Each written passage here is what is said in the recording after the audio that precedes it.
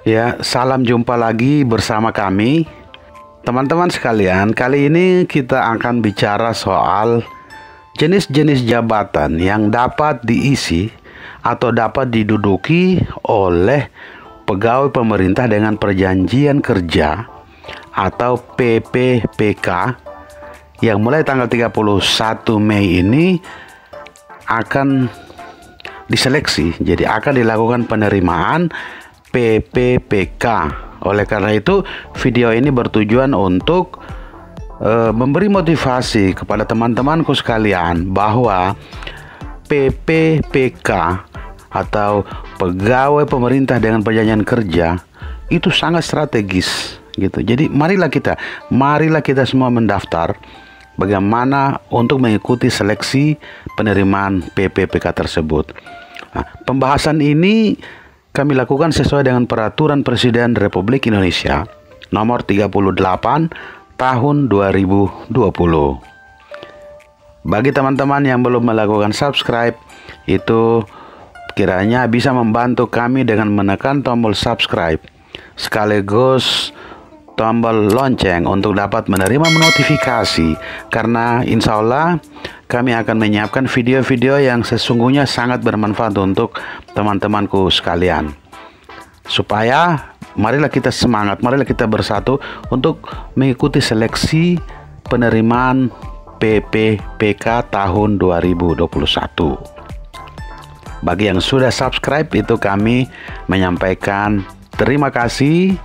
Semoga upaya kalian atau keikutsertaan kalian dalam seleksi penerimaan pegawai pemerintah dengan perjanjian kerja tahun 2021 ini dapat berjalan lancar dan saudara-saudaraku dapat diterima menjadi pegawai pemerintah dengan perjanjian kerja untuk kita sama-sama membangun negara ini dengan kemampuan kita masing-masing. Kontribusi yang kita berikan sekecil apapun itu dapat bermanfaat untuk pembangunan bangsa dan negara kita. Oke, kita langsung. Yang pertama, biar jelas dulu apa itu PPPK. Jadi PPPK, pegawai pemerintah dengan perjanjian kerja.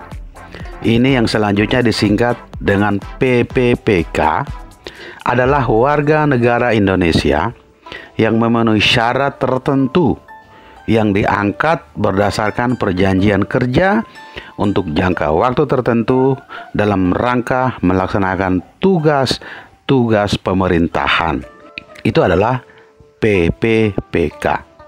Yang berikut adalah jabatan. Jadi jabatan apa saja yang dapat diisi oleh PPPK itu meliputi jabatan fungsional, itu ada banyak tingkatan jabatan fungsional, dan bisa sampai menduduki jabatan pimpinan tinggi. Jadi Anda punya peluang, jadi PPPK punya peluang sepanjang Anda punya kemampuan yang mumpuni untuk menduduki jabatan tersebut. Nah, bagi teman-teman PPPK itu sangat dibutuhkan juga yang namanya sertifikasi. Jadi ada sertifikasi sesuai keahlian Anda masing-masing. Jadi jabatan pimpinan tertinggi itu ada dua. Jabatan pimpinan tinggi utama tertentu dan jabatan pimpinan tinggi media tertentu.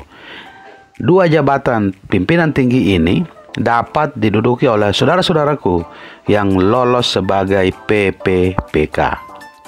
Jabatan lainnya adalah menjalankan fungsi manajemen pada instansi pemerintah. Jadi bagian-bagian tertentu untuk menjalankan fungsi-fungsi manajemen yang memang itu cocok dengan teman-teman yang lolos nanti sebagai PPPK, itu dapat kalian duduki.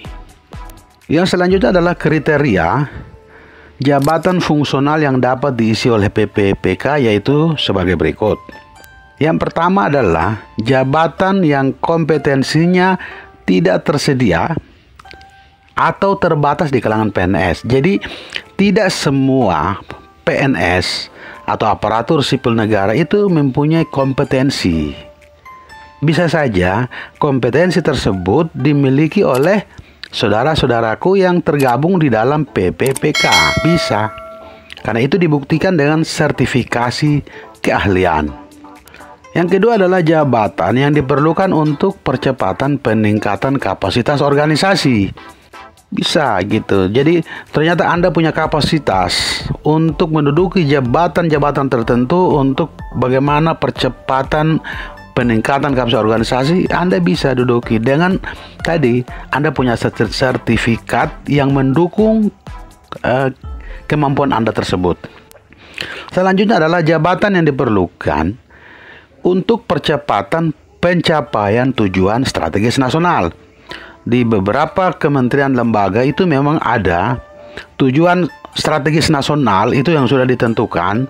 Itu biasa diduduki oleh teman-teman yang punya keahlian khusus untuk bisa menggerakkan organisasi untuk mencapai tujuan strategis nasional tersebut. Jadi bisa saja aparatur sipil negara atau pegawai negeri sipil itu tidak punya kemampuan yang mumpuni untuk itu. Itu bisa diduduki oleh teman-teman yang lolos sebagai PPPK.